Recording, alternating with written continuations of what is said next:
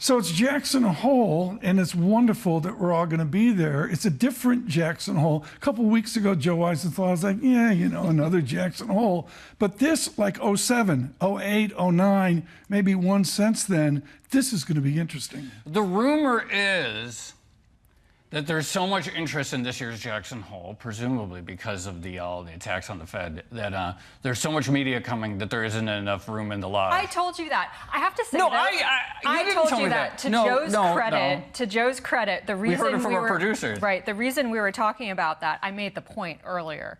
The reason we were talking about that is because Joe has very kindly, very gentlemanly given up a room at the lodge because we don't have enough for the entire team. So where are you staying? He's staying some other lodge, 30 minutes away. So I'm not complaining. I'm going to Jackson. I'm going to Jackson Hole. My gut feeling is this is a very nice lodge with places to work out. Huge pool. I'm not complaining. One year you were in a pup tent. I remember this. You were out on the lawn. No, it's not true. Fox, CNBC, Bloomberg, and Lisa's pup tent. All right, cut it out. Honestly, I think it'll be really interesting. I think this year is going to be fascinating to see how Jay Powell messages this going forward. Can I bring up a theory that I have? Wouldn't this be an elegant place with all the heritage of the Fed that he announces that he's stepping aside or resigning here? Really? Why? That seems like a long shot.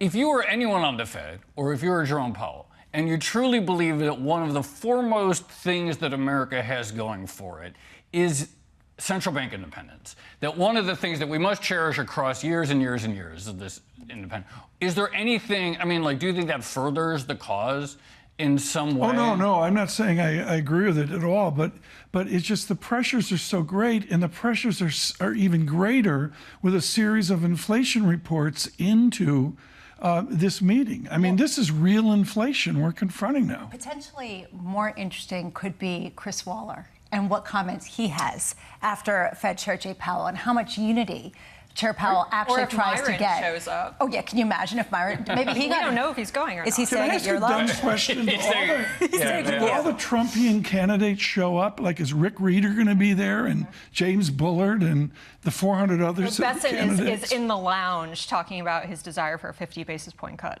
I wonder if Rick Reeder thought he was Trumpian up until 24 hours ago, when his name suddenly got serviced as one of the 100 or 11 candidates theoretically slated as a possible replacement for Jerome into this Powell. meeting. This is important. You guys just did a wonderful junket up to Alaska. Lisa and John didn't go. You went, but you talked to Mary Daly, who I have an incredible respect for, because Mary Daly grew up really tough. She didn't grow up like Jerome Powell or others at some fancy school. And what did Mary Daly say about the importance of this meeting? Well, you know, we didn't actually talk Jackson Hole that much, but it was really interesting to hear. I mean, I am very impressed by Mary Daly, because regardless of what she thinks personally about the wisdom of tariffs or whatever, you know, here is someone who, at least in public rhetoric, is like, these are things beyond our control, and this is how we're going to take them into account. But whether they're good, they're bad, et cetera, it does not affect anything. Well, she did make the point that, you know, Fed communication is going to become even more important here. And I think that's really the thing to look out for in Jackson Hole, because there's an optics problem now, right? No matter what the Fed does, if it chooses to cut rates because it legitimately sees a softening in the labor market and it thinks that maybe the risks of higher inflation are skewed to the downside, people are going to talk about, like, well, did they cave? Right, cave to pressure from Trump. And so Daly was saying, by the way, did you know she's a hobby welder? I did not know that, but that doesn't surprise me, actually. A hobby welder. She welds metal for like fun.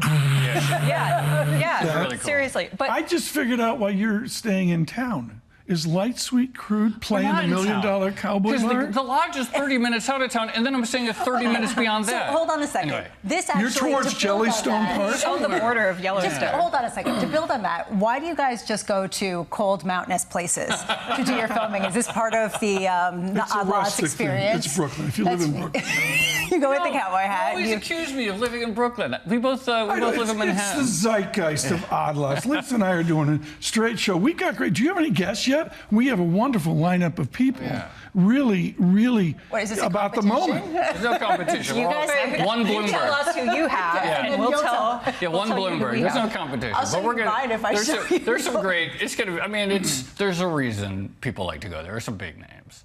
There is. And also the other thing is with the time delay, Lisa and I are on later like we never are all year. And what it really means is we could slot in at the Pioneer Grill and get a manly breakfast. Oh, yeah, manly breakfast. I love my manly breakfast. Oh, they have good chili there. That's my favorite. I like the oatmeal. What are you guys going to be talking about? Like, what do you think are going to be the dominant themes?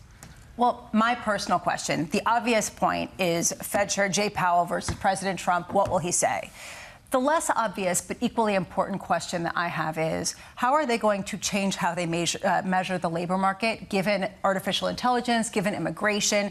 That is the theme of this particular meeting, and I know that sounds a lot less sexy than will he or won't he step down, et cetera, but to me, that has the longest lasting consequences. I think that's really important. And it actually feels a little surreal to me in conversations now where we talk about like, well, there's a whole nother, payrolls report before the September meeting and there's inflation data. It feels very surreal to be talking about the importance of that payroll report when we have a new BLS head who is like, well, do we need to publish the payrolls report at all? Oh, yeah. I'm more immediate. I think the speed of news flow is moving so fast, particularly on inflation, that I would link it literally into their dual mandate and what they do now that they've got a legitimate goods and service inflation if the labor market breaks.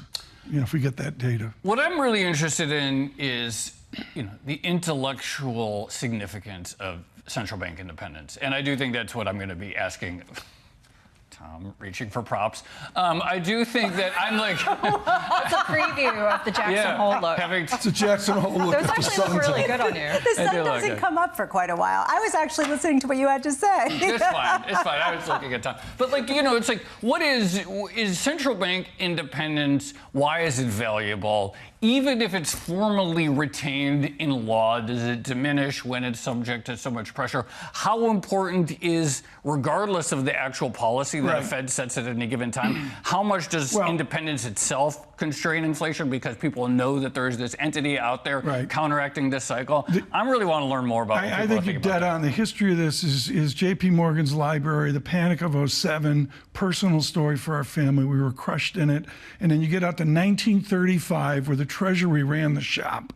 And then you move on to 1951 and McChesney Martin, where this independence was codified, essentially. And from there, does that 51 agreement break? That's the underlying story.